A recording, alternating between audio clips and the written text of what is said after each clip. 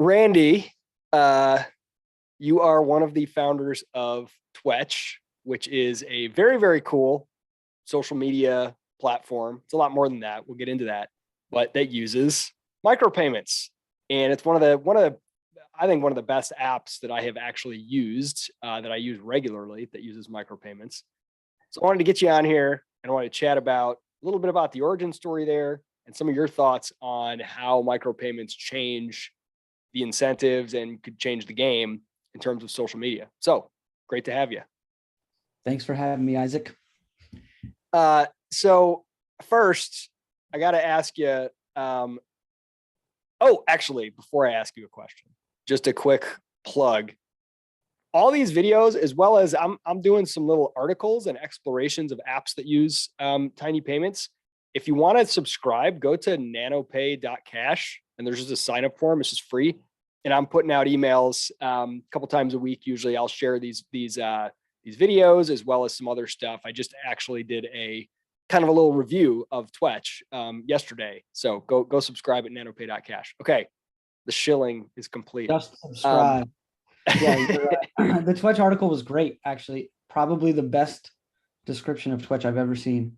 And I've tried to write a lot of them myself. Well, I appreciate it. That's good because I'm not super techie, and I have to put things in, in terms of what I understand, which is a blessing and a curse. Sometimes my, lack of tech intelligence is a curse, but sometimes it's helpful because I can explain things to normal people. No, you're a great writer.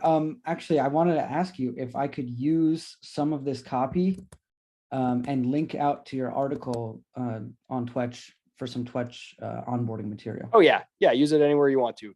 No problem Awesome. at all. One thing I should say, and I want to get into the story, but this is just so cool that I got to tease at, because right after I did that little write-up on Twetch, I discovered there is a new feature that I didn't even know about that, like, by itself, because you guys have introduced a lot of things that I think could be game changers for a lot of different companies and platforms, but that by itself is like kind of a breakthrough in my opinion. And that is when you go to log in to Twetch, you click log in, you'll see all these little numbers scrolling for a couple seconds, and it'll be like, we're validating your login, and then boom, you're in. I didn't know what that was, but I found out that is actually utilizing proof of work. It's like a CAPTCHA killer. Instead of using like identify the traffic light to stop like DDoS attacks and like spam and bots, you are requiring the computer. My computer's processing power is being utilized to solve some kind of cryptographic problem. I don't understand exactly how it works, but it's interacting with the blockchain in some way with a hashing function or something, basically to prove, to make it too costly for me to try to brute force it and try to log in with a million different passwords rapidly, because it would eat up too much. And it was like, that was like little magic that's happening behind the scenes. It doesn't use a micropayment, but it does utilize the blockchain and the proof of work idea. So kudos to you. That's super cool. I'm not the hash wall genius, but yeah, no, it is really cool. And I think hash walls could be a future security measure that's integrated into every big application. It doesn't use, any cryptocurrency or anything like that. All it does is it requires your computer to solve a computational problem that, we set the difficulty for. So it could either be more or less difficult depending on what we want it to be. And yeah, it's hard. It's a lot. It's a CAPTCHA killer, but it's definitely an added security measure. Well, CAPTCHA killer is catchier, so I'm just gonna say it's a CAPTCHA killer. Hashwall, it's a dope name. It's a really dope name. Hashwall is pretty awesome. It's pretty awesome. Did you guys spin that up to address a specific problem? Like, were you starting to get people trying to attack? Yeah. As Twetch gets more and more popular, the idea of nano payments is going to come with a lot more security issues. And in order to mitigate that, we're going to do as much as we possibly can. We're doing 2FA now. So 2FA should be out tomorrow, hopefully. And yeah, added security measures. That's disappointing. I hate two-factor authentication. You don't have to. You don't have to do it. You don't have to do it. But it's like people who are using the Twetch wallet to for high volume, high amounts of money, they might want 2FA. We also are looking into, biometric, Face ID, Touch ID, Yep. just Yep. to send payments, and you can set your payment threshold, all that stuff. I mean, it doesn't make us money, but it helps us from having our users lose money, which is also a very important part of our business. Yeah. You guys always strike me as like taking the long view and trying to do things right, and versus just like hammering something out there. Okay, so let's get the story. Let's go back to the beginning, because I heard you mention, and I'd never heard this before, that you originally started trying to build some kind of a social media type thing on Ethereum and ended up running into some problems. So give me the backstory. When did this idea start? When did you start building something? And how did you end up where you are? So I'm pulling up my Dribble because I'm going to get the timestamp for you. It's dribble.com/logobilly. That's my old portfolio account. And there's this one logo called shitposters.io. And I hope there's a timestamp here. But I think it was sometime back in 2018 or 2019 that 3 years ago, I uploaded this. Shitposters.io. We had already done a couple of ETH projects, and we're really looking for new and innovative ideas that utilize the blockchain for all the great things that it does, including getting people paid for the data and the use and the things that they provide to these giant social network platforms and the internet in general. So I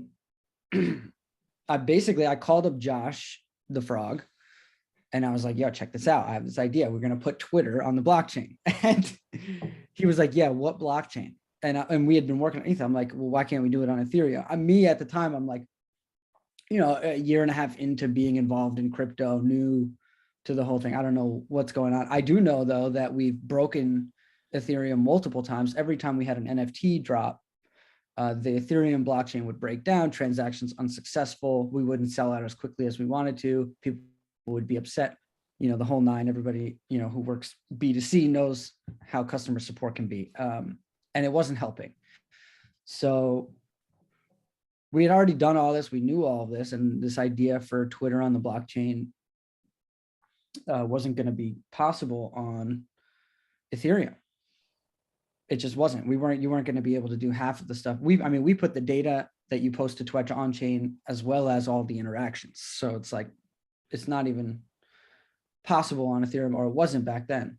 And the only blockchain that we knew that would be capable of doing it was this new Bitcoin fork called BSV.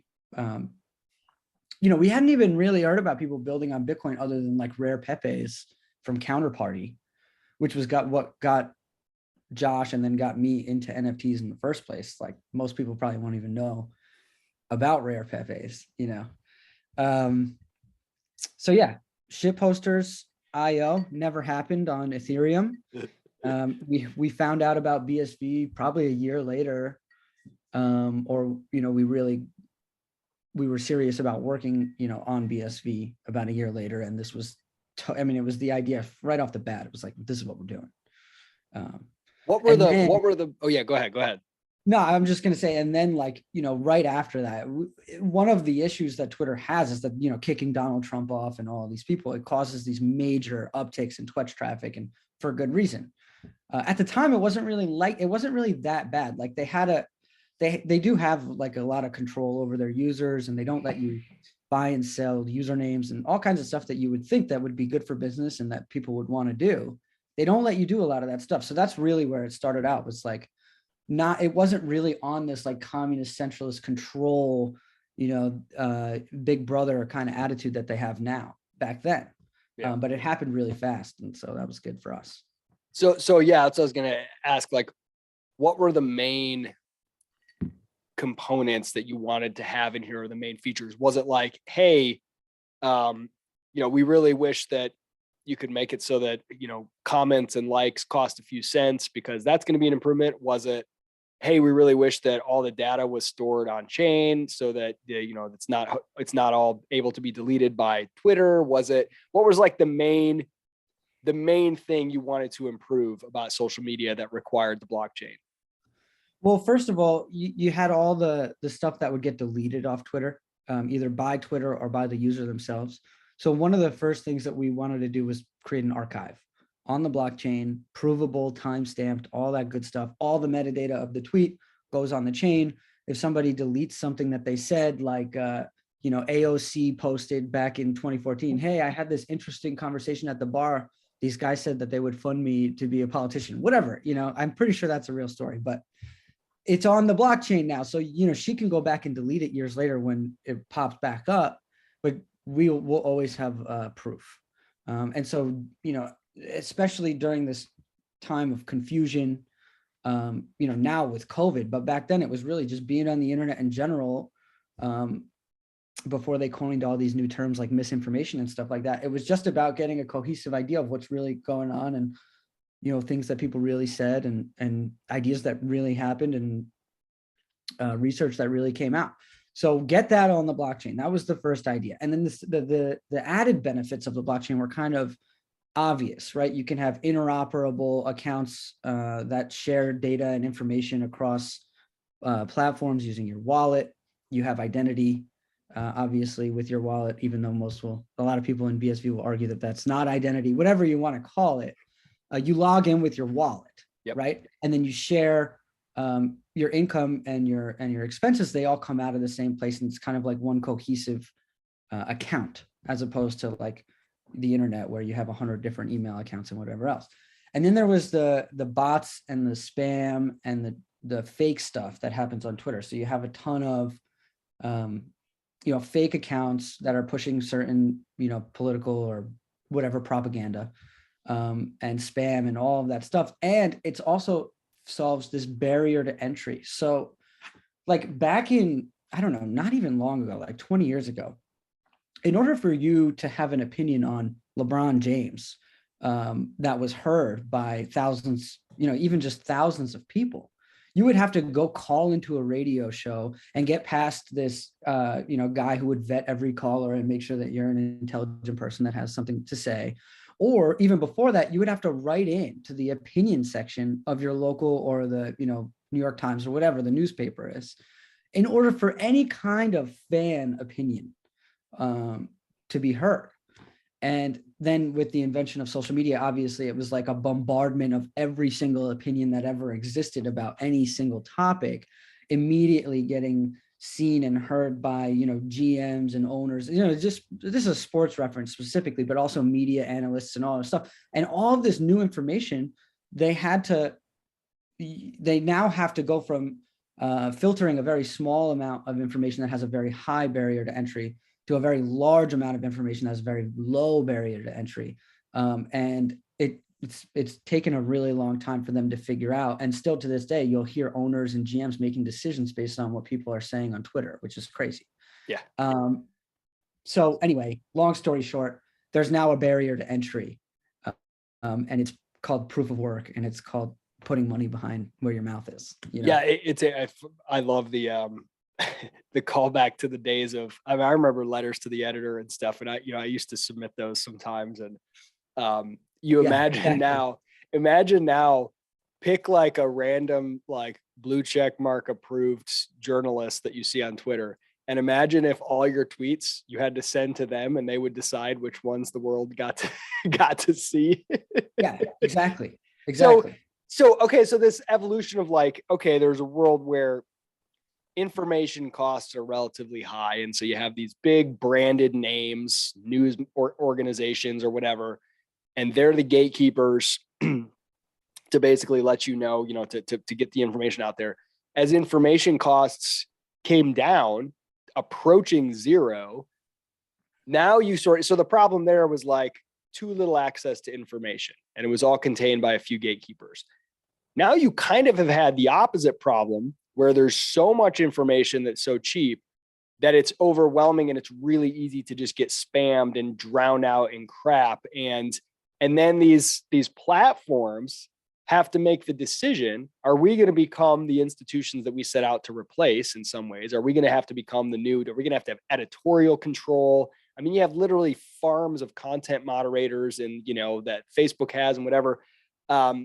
Or are we going to just let people get drowned out in like horrible information? And what it sounds like you guys sort of stumbled on or realized was not only do you have the ability to prevent things from getting, memory hold by saying, hey, let's put this stuff on chain and stamp it, but by the seamless integration of micro and nano payments in this process, you have the ability to kind of get the best of both worlds. Like, it's a very low barrier to entry. I can post something for a few cents, but it's too high of a barrier for entry for me to go pay some bot farm in China to go spam Facebook with, or whatever, Twetch, with hundreds and hundreds of posts to make it look like there's a groundswell for something that there's not. So like, the ability, again, this is what I love about tiny payments, is that you're able to apply those same market forces that you get to in most of the economy to these areas where the values, the individual values are so small. You can kind of figure out the supply and demand. Where is that price point where it keeps out the bad information, but is still low enough for there to be kind of a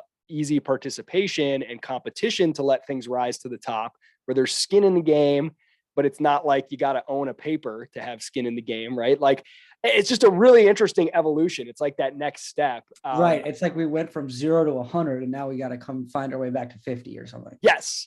And find ways for our brain to understand and assess the value of information, each piece of information relative to the next. Because if it's all free, then it's really hard to tell the good from the bad. Mm-hmm. And so just kind of incorporating payments in there, I think is just really, really has some huge potential. Yeah. So tell me about when you started building this thing. You couldn't do it on Ethereum. You heard about BSV, and what was the thing? You just realized that the really low fees because the block size were really big, like that, or that the data could be put on chain. What made it the attractive option? Yeah, it was as soon as you said, okay, you could have data on chain at a really low cost. The benefits of having a payment network are what they are. We've known those for many years. And by the way, I can make a 50-cent bet in fiat now on Caesars or whatever, FanDuel. So like that benefit kind of has dwindled with the Bitcoin value proposition as a currency that you can spend very small amounts of money. They're doing it with fiat. So it's not necessarily just that. It's about putting the data on the blockchain and having proof of work behind everything. So yeah, I guess as soon as we knew about the data and the small payments, especially after having worked with BTC and Ethereum, I mean, it was just obvious. It was just like, well, we're entrepreneurs. We want to make something awesome. We want to do something creative and innovative and new. And where can we do it with the least amount of friction, in terms of the blockchain? Yeah. So that was just such an obvious decision. We didn't even know people were really building like apps on Bitcoin Cash, and no one really was to this extent, either. Yeah.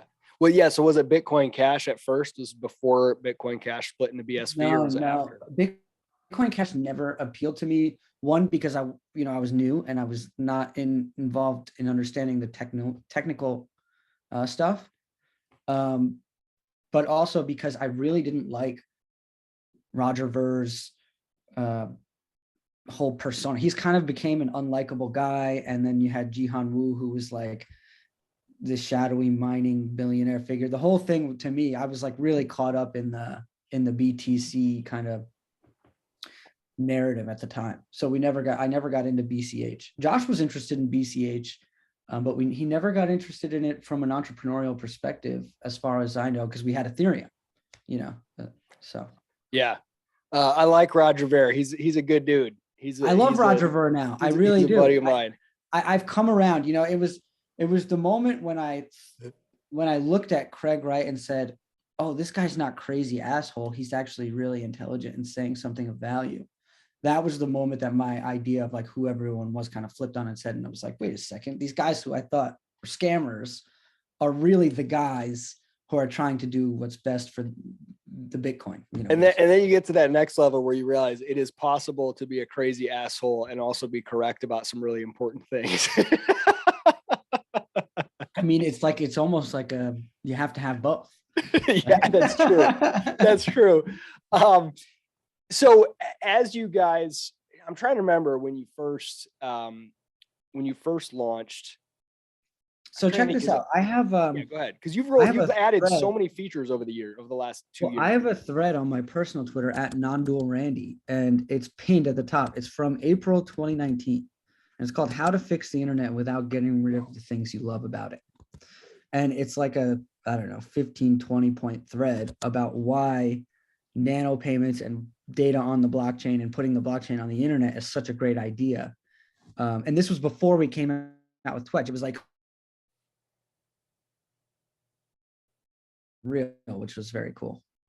So give me the, I mean, I don't know, you can read through that thread if you want to, or give me the. Yeah, so the first thing is the advertising model. So it's the behind your back, steal your data, sell it for money, and you don't get anything for it. So we can solve that right away by doing no ads and pay to play. Simple, right? Ad internet's broken, da da da da. And then the centralized databases of usernames and passwords. That's another huge problem that the blockchain solves just for us. You know, all of a sudden I have to put a gun to your head to get into your account. I can't put a gun to Twetch's head to get into everybody on Twetch's account. Yeah. Yeah. Which is, I mean, you know, obviously you can't put a gun to Twitter's head, whatever. But if you Right. hack No, Twitter, but get yeah, everything. those giant security holes. I mean, this is one of the things I hate about all these KYC laws that, okay, you know, if somebody, whatever, if you're a crypto exchange or a bank or whatever, you got to get people's license and all this other stuff. Well, that company has to store all that stuff, and they All have that to like, information is compromised. You can find it on the internet. yeah, It's all the really time. It's like, why do I want, if I'm a company, whether I'm selling goods or, you know, I mean, we've heard of like the data breach with, I don't know, I think it was like Target a couple years ago, all of the people that had like Target debit cards or credit cards and all their stuff and all, because they're required to store all this stuff. So yeah, the creating this giant attractive nuisance that's just like, you know, screaming for somebody to come hack it versus you never being the ones to hold that stuff in the first place. I think it's just so underappreciated. Totally. And it was Okay, one of the huge value keep going propositions down the of list. putting Bitcoin on the internet. I mean, putting the internet on Bitcoin. Yeah. Decentralized data storage, so you can always recover your stuff. That was in your article as well. So basically, you can post stuff to the blockchain using Twetch. Twetch can kick you off the platform, but the stuff remains on the blockchain, and the only person that can decrypt it is you using your own private keys. It's kind of like it's a total individualist kind of mentality. Yep. Data storage, micropayments. I mean, if you take Twitter's total number of interactions and posts per day and you add a penny to them, they probably would make more money than they do with their advertising model. Also, I just want to bring up, I've used Twitter's advertising platform, and there's no possibility that this is the company's bread and butter. This is how they make money, because they don't put any effort into it whatsoever. It's like, it's just a perfect example of like the VC public company and how that distorts the reality of the business itself. It's like, I thought this business was based upon advertising revenue. And when I use the advertising platform, it's clear to me that they don't care about it, and they haven't cared about it for years. And so now weird. you It's funny wonder, you like, say that. yeah, Go ahead. no, it just makes you wonder, like, what are the real incentives? Because it's obviously not to grow the business from the perspective of more profit to do more innovative stuff with, you know? Yeah, it's funny. I wondered that myself because, you know, Facebook, it's very clear that ads are very, very important to them. So like I've used Facebook ads for my Exactly. businesses over the years, and it's like highly competitive. You get great detailed data. You can very quickly figure out your cost They care per about it. click, your impression. You get, you know, with Twitter, I've attempted it a few times, and it's like I can't even figure out if it was valuable. It's pretty weak data. It's pretty like I yeah, came you're out of right. it thinking That's I got that's a good scammed. point. I was like, I just spent $50. It gave me a different number on my number of impressions, and that was it. And I was like, whoa, never ever doing that again. And I'm sure a lot of people come out of it like that. And it's also a very casual experience. They have like a few dots, and like you go like, you know, to the $50 one, and you click you know, monetize or whatever, advertise. You pay the money, and you see all you see is like a number on your impressions go up, and you're like, well, I got 3 likes, you know?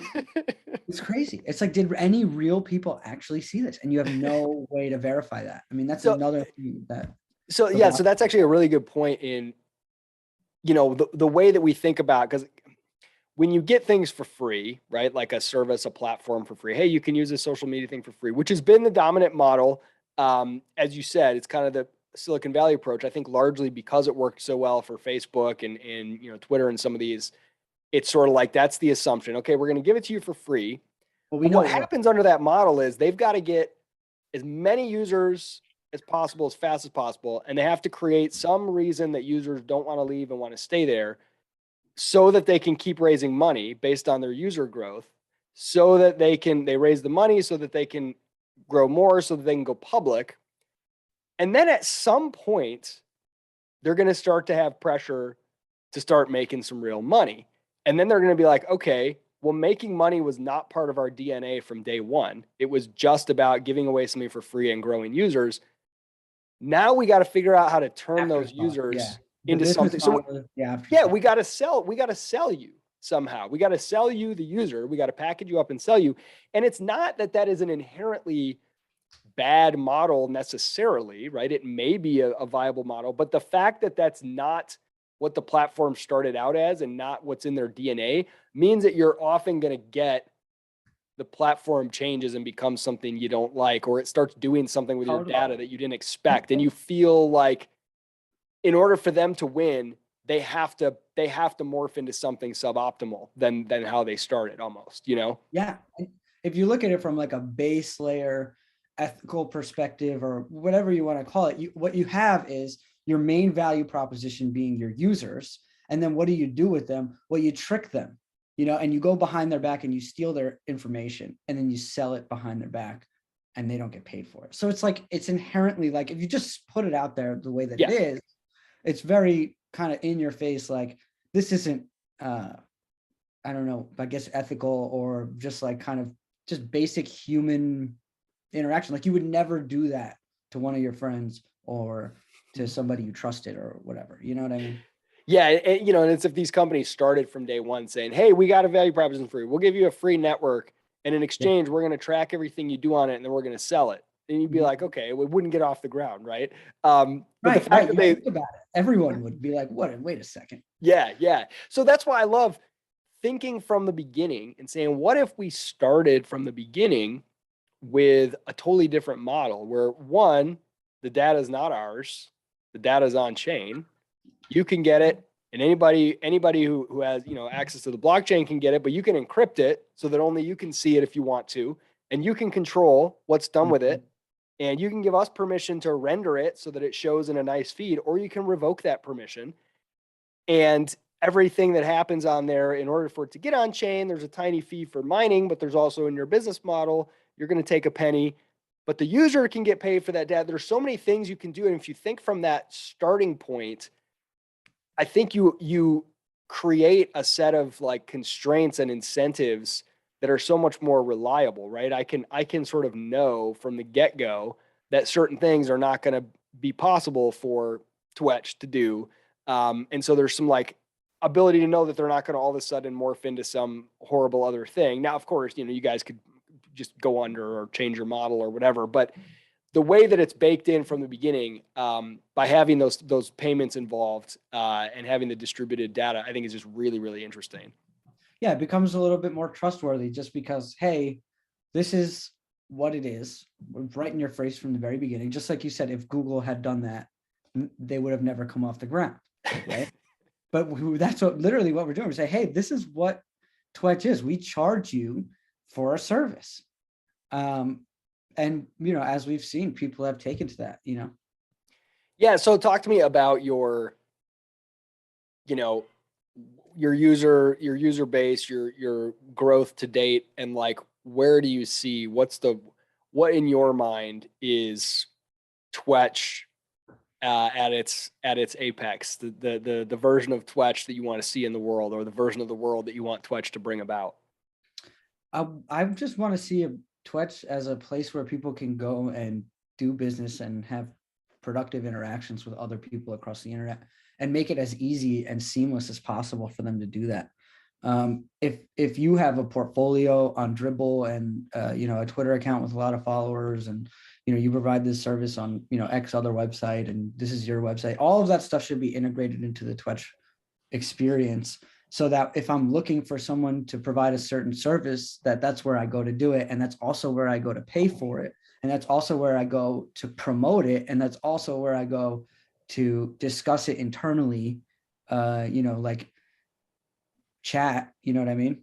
Yeah. So everything that I do in my business, I want it to happen on Twetch for me, and then I want it to happen on Twetch for everybody. I want to get paid there. I want to find products and services there. I want to sell my products and services there. I want to promote my products and services there. And I want to have all my internal communications there. That's a huge And I want vision. to find people there. I want to find people. That's what I want to do. So basically you're trying to replace the internet with Twetch.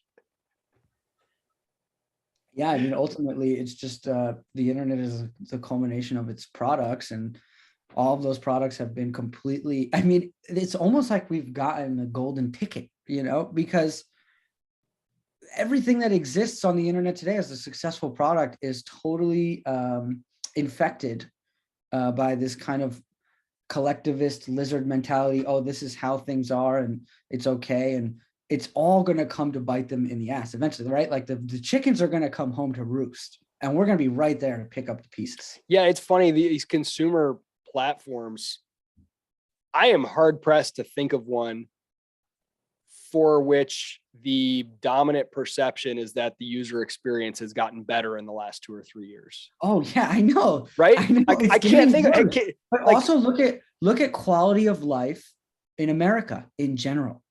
And it's the same exact trend. It's the economic policies. It's this mentality of it's okay that these people are stealing from me if it's for the greater good, but then you never see any benefit from the things that you spend your tax money on, and all of these things, all this entire mentality of kind of like take what you can get and give nothing back, Pirates of the Caribbean. I think it really is like how the government operates, and it trickles down to the layperson so fast. And it's this mentality of basically scam as much as you can, get as much as you can out of this thing, because we've only got 4 years in office or whatever the case. You know what I mean? It's this low time preference mindset. It's funny, as you said that, it sort of made me realize how you're kind of bringing the ownership economy or an ownership mentality down to the smallest possible level, and saying, look, what if we built on a building block of self-ownership, accountability, responsibility, voluntary exchange, and you create value for people, you reap the benefits. If you don't create value, you are the one who suffers for not creating value. And by bringing that ownership down to the small, because you hear people talk about the ownership economy, like, hey, more and more people are self-employed or freelancers or doing gig work or whatever. And that's bringing it down, like each person is their own company, so to speak, more than ever before. But you can go even lower than that. You can say each action that each person takes, each bit of data they produce, every time they click a button, they're the owner of that action, and they get to benefit if that action creates value for others, and they get to not benefit and pay the cost if it doesn't. And there's something about the nano payments tied into this stuff so seamlessly that it's more than just a product experience shift.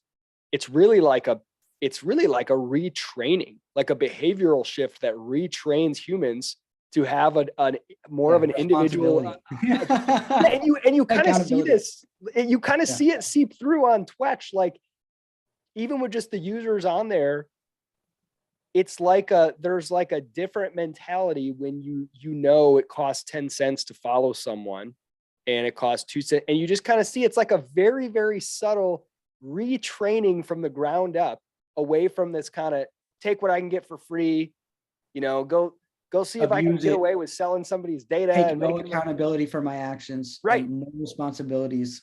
It's this. It's literally this invisible government man who's here today and gone tomorrow mentality, and we're trying to do this whole major psychological shift, through our products and the things that we create. And it's been really interesting to see. I mean, we have seen growth day over day, for the last 2 years, every single day. And more people are taking to this idea.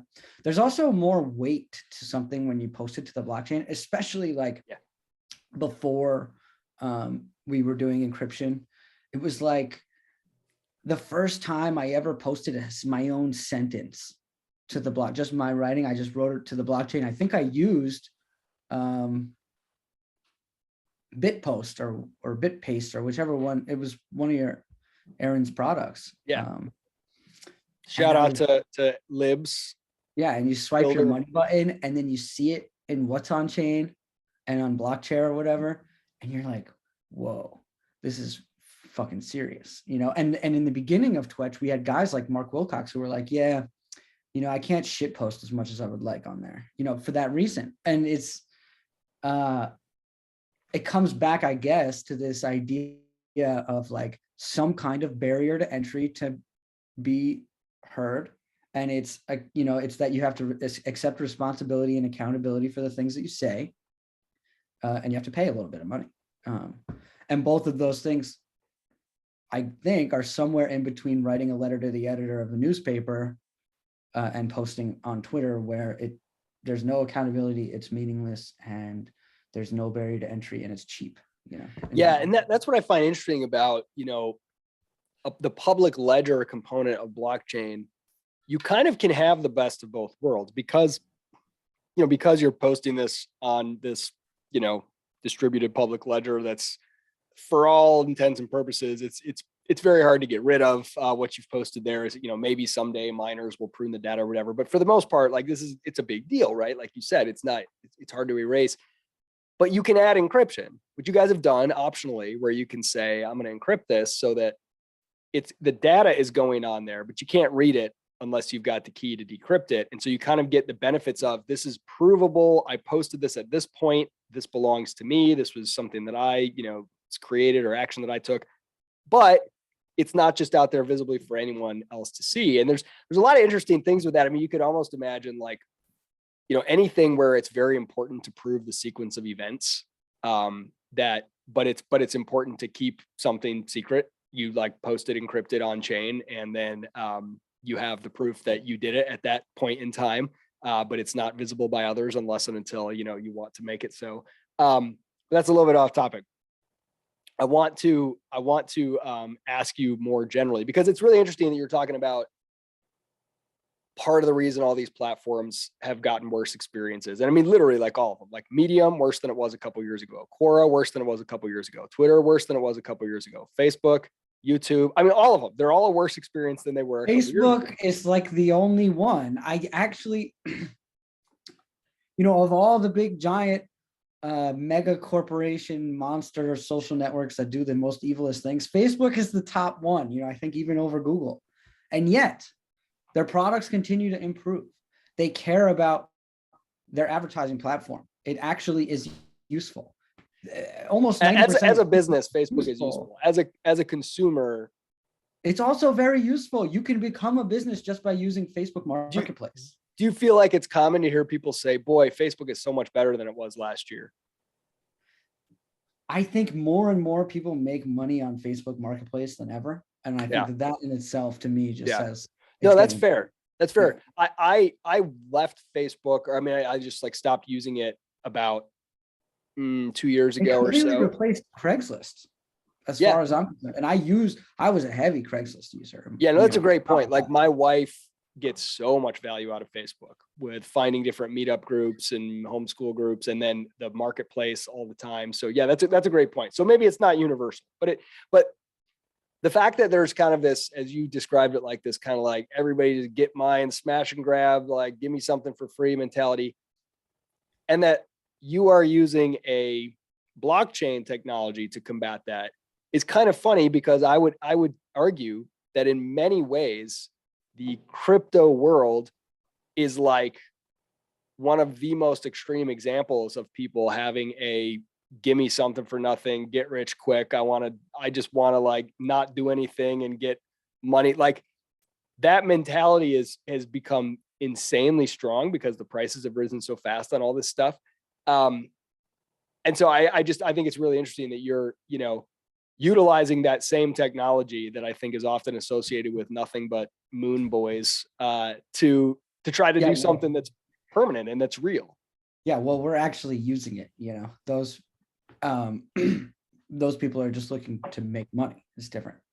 But yeah, the general the general psyche of crypto is get rich quick. And that's the major, now we're starting to see the mainstream media, even that's all they talk about. Oh my God.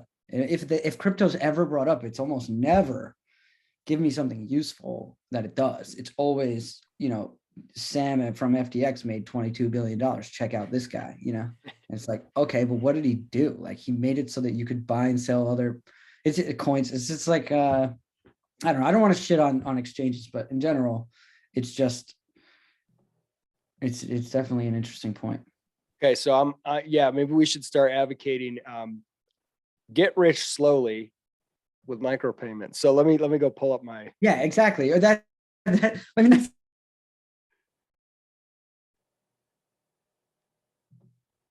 the crypto market to incept themselves, via their own methods, DeFi and NFTs, and number go up and staking and, earning yield that you've never heard It's of. funny. I just went and looked at my Twetch account and it says that I've earned $695 and some cents.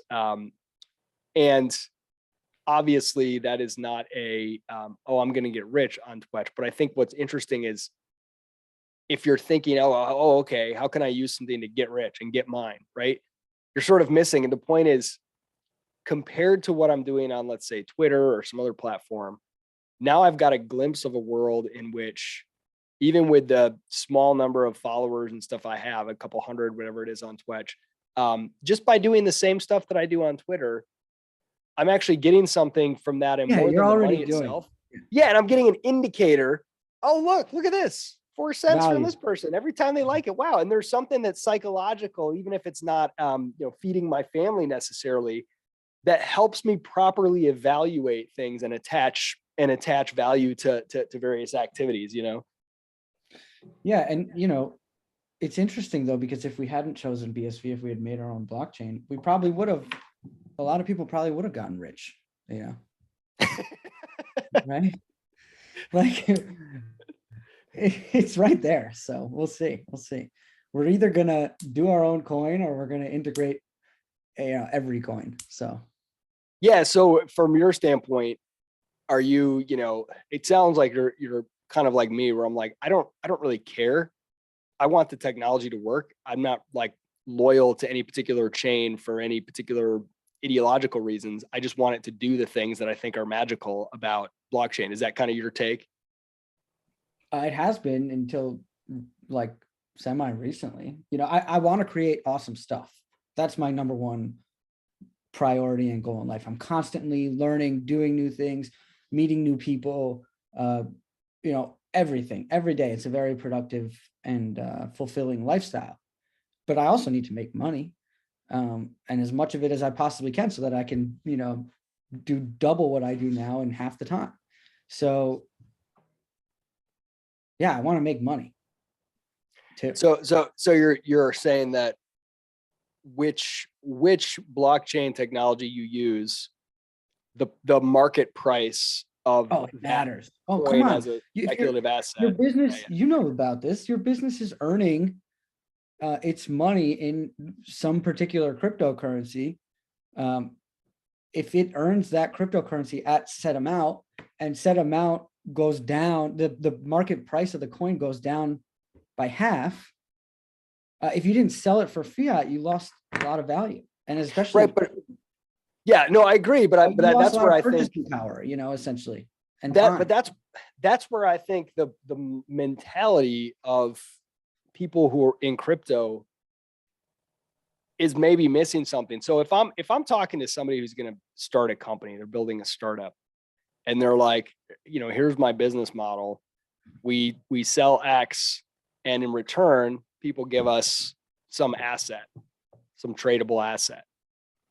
And then we're going to have a second way of making money by holding that asset and assuming it's going to go up in price. As an investor, I'd be like, you're an idiot. Your business is one thing. You sell a service or a product. It doesn't matter what people pay you in. You convert that to dollars right away because your business is not being a trader.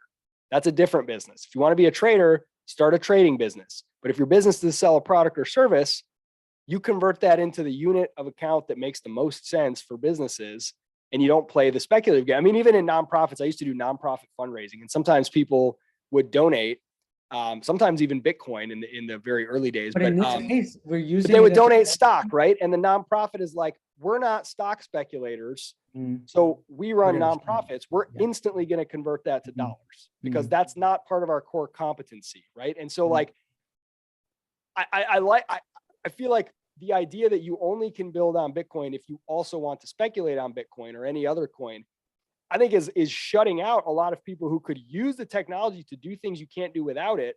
If they just took away the speculative part and said, look, we're going to earn and we're going to immediately flip it into dollars because that's what we care about, but we're going to use the tech for what it does. I think separating those two functions is actually a good thing. Sure. Yeah, And if there was an easy way to do it, I'm sure a lot more people would. Yeah. So the process, the on and off ramps are just too difficult, right? It's not necessarily that. I mean, the vision of Bitcoin is the currency of the planet and beyond.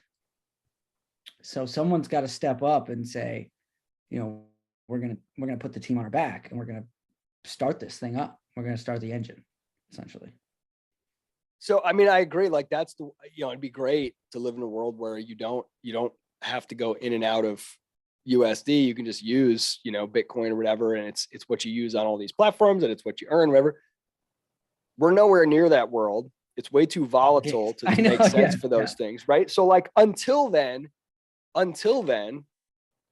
why not just utilize the functionality that the blockchain provides to do valuable things and do the earnings as fast as you can, flip them into dollars so that you don't lose your shirt every time the market does a, crazy thing until the US dollar starts doing crazy things and then you flip it back. But for now, as crappy as it is, it's still much more reliable if you're going to build a business with any kind of long-term planning. Do you know what I mean? Yeah.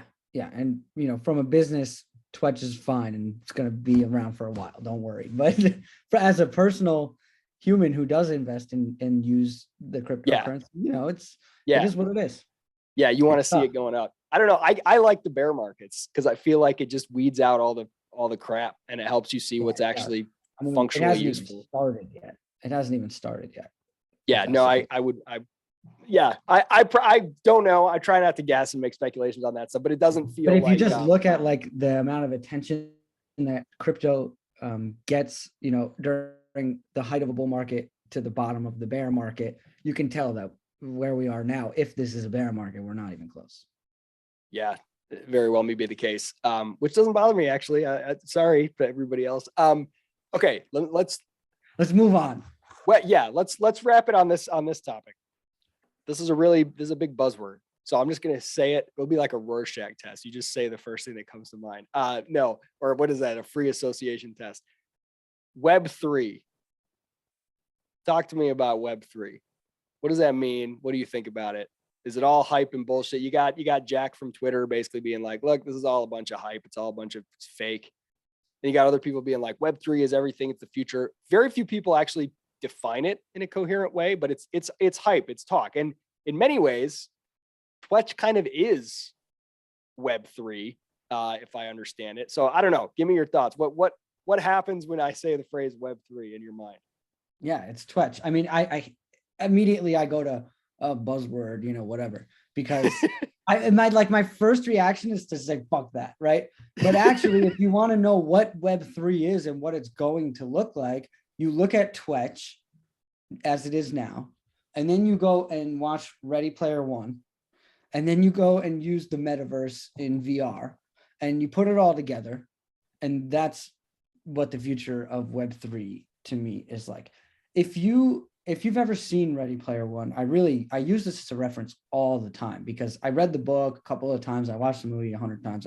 I really love the concept because one particular point of it really stood out to me. So the main character, this guy Parzival, he's in VR world. In real life, he's this poor kid, but in the VR world, he's got the first key and he's got as much, blockchain credit money as anyone can get in the game. Like, he made a shit ton of money just by doing one thing. And now the eyes of the guy who wants to take control over the game are on this guy Parsival, the protagonist. He's saying, who is that guy? Because we want to win the game and take over the whole system. And so they're trying to find out who Parsival is in real life. And meanwhile, this guy Parsival is in the, VR universe spending money. Now imagine if he was doing that with the fiat credit card system. Oh, who is it that's spending that money? Oh, it's this guy Wade over here. He's this poor kid in his trailer. Let's go, kill him. They try to kill him in the movie. They eventually do find out who he is, but they didn't track his credit card payment right back to his name and address, right? And so how do you have something like that? Well, you have to have something like Bitcoin in order for that to even be a problem for the bad guy to, find the good guy in real life. So basically what you have is these VR worlds where you have these avatars, which are essentially NFTs. Everything that you have in the VR world, you actually own, same as you do in the real world. You can have VR real estate, artwork, businesses, items, weapons, whatever you use in the game. You probably have a lot of VR porn money involved. You can go to the strip club and you can go to the whorehouse or whatever. But all of this stuff that we have in real life, casino, everything, it's going to exist in VR. And there's going to be very little to no distinction between the two realities. So essentially, like, I have a painting in real life. I have a painting in the web metaverse, whatever, Web3. I own both of them. I can show you them. I can hold them in my hand if I pull it up on my phone, the digital version, or I can hold it in my hand if I take it off the wall. There's like no difference. And that's what it's going to get, more and more of gray area between real world and digital world. And all of the payments is either going to be completely.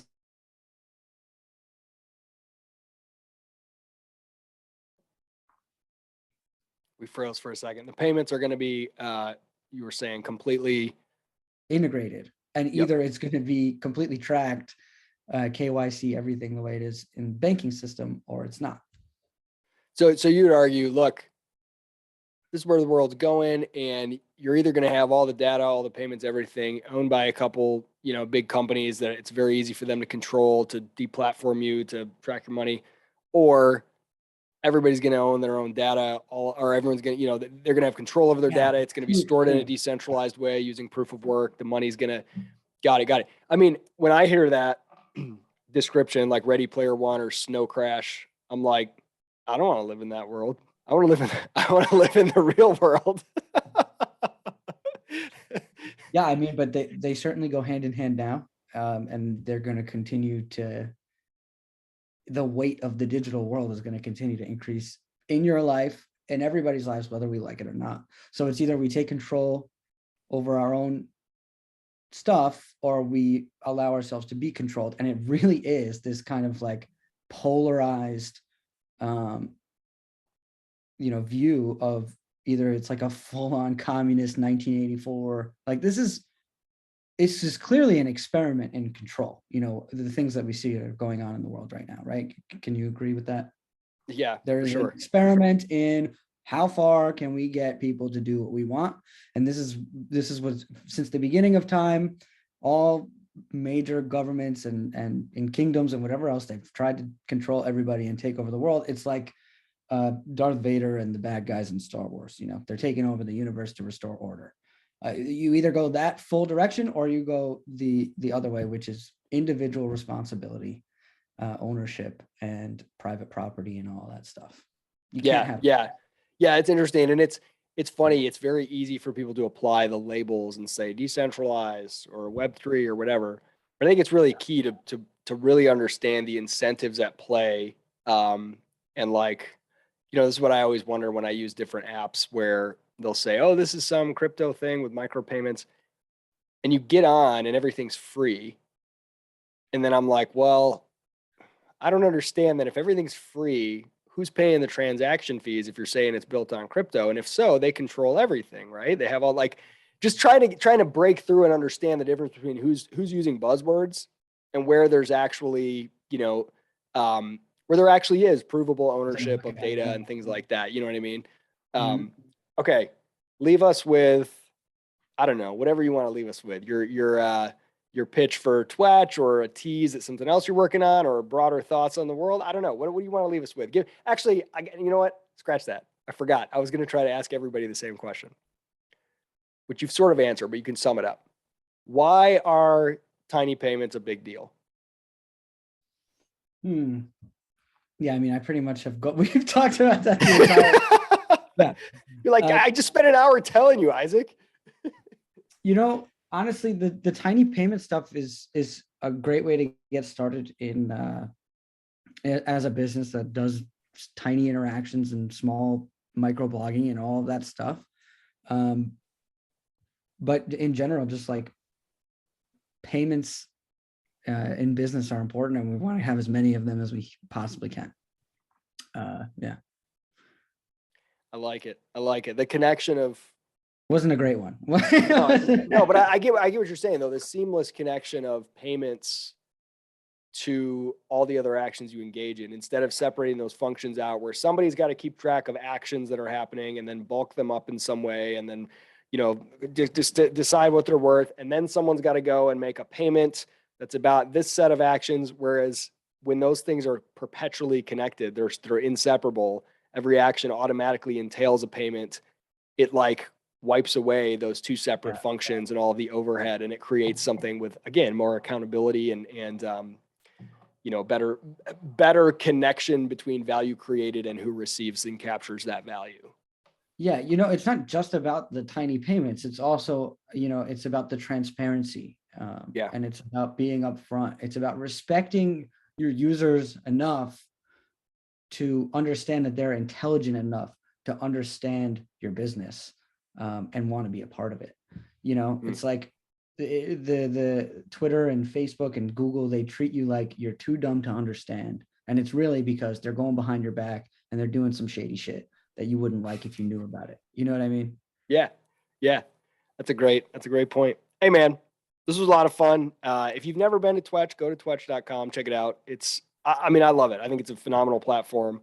And you guys have had a very steady pace of like delivering interesting updates, interesting, new features on a really nice cadence that's just very, very steady, and everything that comes out seems to be good, seems to be a quality improvement. So hopefully we didn't lose you. There you go. You're back. So yeah, go check out Twetch. And Randy, where are you on Twitter if people want to go follow you? Yeah, I'm at Non-Dual Randy, NONDUALRANDY, and I'm at 3 on Twetch. I recommend you go on twetch.com and sign up. We've had a huge overhaul of the entire platform. Over the last 6 months, we've been working 8 months, 12 months on this. And we think it's come out and it's amazing, and everything's faster. Payments are seamless. You don't even know, you know that you're spending money, but you don't even really, it doesn't really hit you how much stuff is going on behind the scenes there. People are using Twetch like crazy. We've got NFTs. We did a bunch of airdrops. People made money. Twetch is hot. We've just released our Twetch wallet extension, which is integrated with rarecandy.io. I recommend you go check out Rare Candy. And then we came back from Rare Candy and said, if you purchased NFTs on Rare Candy, you now have verified profile pictures on Twetch that say that this is a verified NFT that you own. I know that Twitter recently came out with this, but we did it first. Twitter's always stealing our ideas. They integrated crypto payments. Did you see that? They integrated and BTC wallets and stuff. I know Jack is on Twetch, so Jack, if you're watching us, we're gonna keep giving you good ideas. We're just working on making everything great right now. We're gonna get sign up and everything going through twetch.com. We're gonna get security, to be top notch, and then we're just gonna go crazy. And you're gonna see some really, really cool stuff from Twetch in the next year. I promise that. I love it. Well, it's been fun to watch you guys as really pioneers in this space, and I think you've you've just dabbled in things that you talked about here, being able to do everything on platform. Like you have the marketplace on there with some NFTs, you have a little arcade game on there, and it kind of just gives you like a teaser of what's possible when you've got that one wallet that does everything for you in terms of log in and receive payments and make payments. I mean, you can just individually say /pay and pay somebody whatever you want on there. And, it gives you like a glimpse of like, Yeah. there's Yeah. Twetch is a valuable, usable product today, but it has all these little parts to it that give you glimpses of just how much more it could become. Yeah. I mean, we want our chat application to, be competitive with Discord.